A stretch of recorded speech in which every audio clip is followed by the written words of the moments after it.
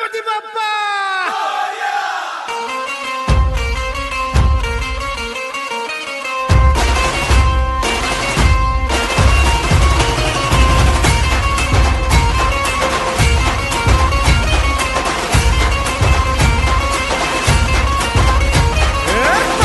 नमन करुणी वंदन इडा मांडून इडा देवाला इडा गावाला इडा पाटलाला इडा मंडळीला